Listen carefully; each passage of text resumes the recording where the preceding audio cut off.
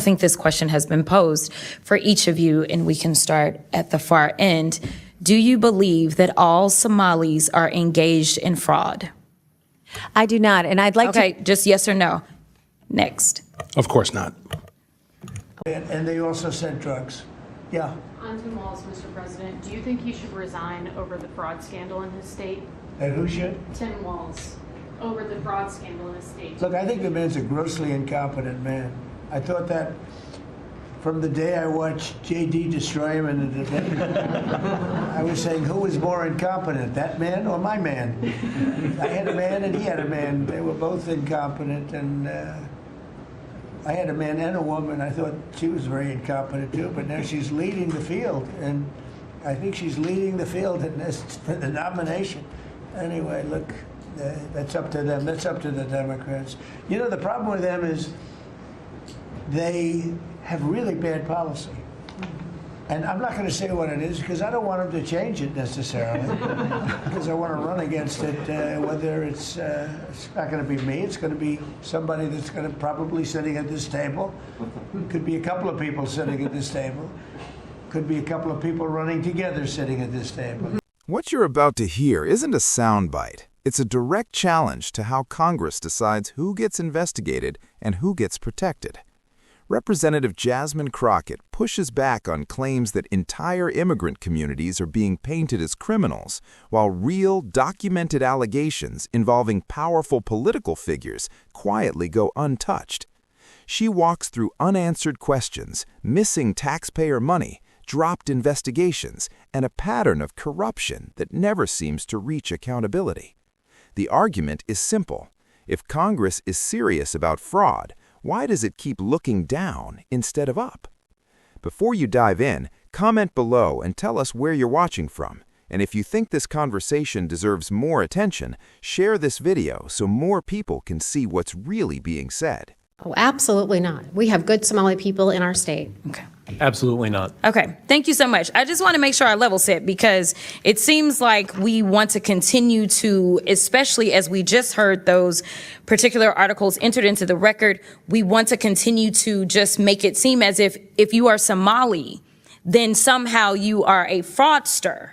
And this administration has decided that it wants a target on their backs. And so when my colleague, Ms. Randall, decided that she wanted to talk about the threats that are being made towards various Somali people, the reason she brought it up is because this particular side of the aisle has a tendency of, if one person does something bad, especially if they are an immigrant, then we are going to cast aside that entire community. So I wanted to level set, and I appreciate your honesty, because that's something that we very rarely get from my colleagues on the other side of the aisle. In fact, if we want to talk about fraud, I got a lot of fraud that we're going to talk about, because we're going to get into this, but I am very curious to hear, let me ask you, Mr. Ballou, are you aware of allegations that $50,000 in taxpayer dollars have been given to someone that is currently sitting in this administration by the name of Tom Homan? Are you aware? Okay, that's a yes. I am. Okay.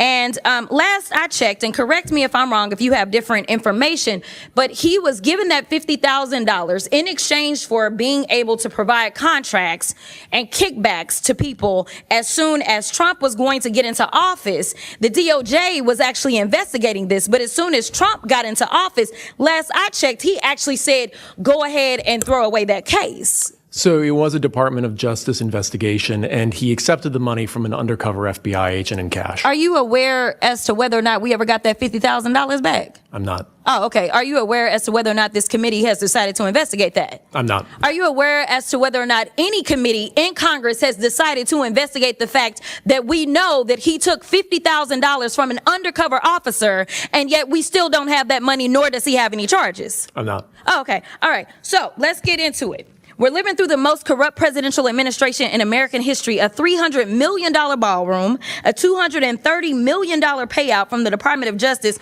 because the president got his feelings hurt because he had to be investigated for being a criminal.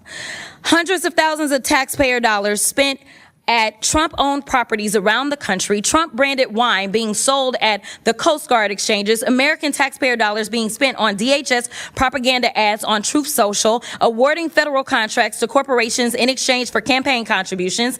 Kash Patel flew his girlfriend around the country on a multi-million-dollar jet that taxpayers paid for. Kristi Noem gave companies she's affiliated with hundreds of millions of tax dollars, then went out and spent another $200 million on 2 private jets for her travel. For 12 months, this administration has been taking billions of taxpayer dollars from American people and have been giving it away to their own companies in the form of tax cuts, government contracts, or other government funded subsidies. So Congress has a role in getting rid of fraud. I will admit that in any federally funded government program. However, I think the fraud that the American people are concerned about is that the Republicans are taking away Americans' health care so that ultra billionaires can get more tax cuts. The real fraud is the dehumanization and demonization of the working class Americans and immigrants to distract folks away from corporate socialism that's happening because of the Republicans. So this is truly the definition of throwing away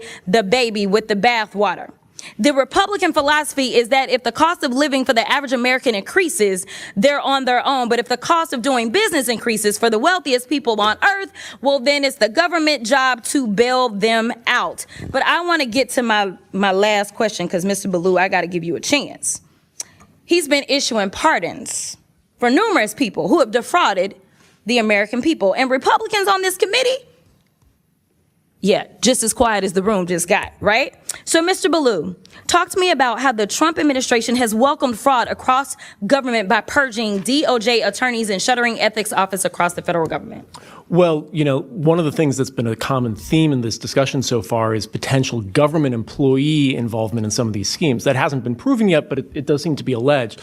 The concern that I have is the office that would prosecute that in the Department of Justice, the Public Integrity Section, has been largely defunded and decimated. Thank you so much. And my time has expired, but I do have some use.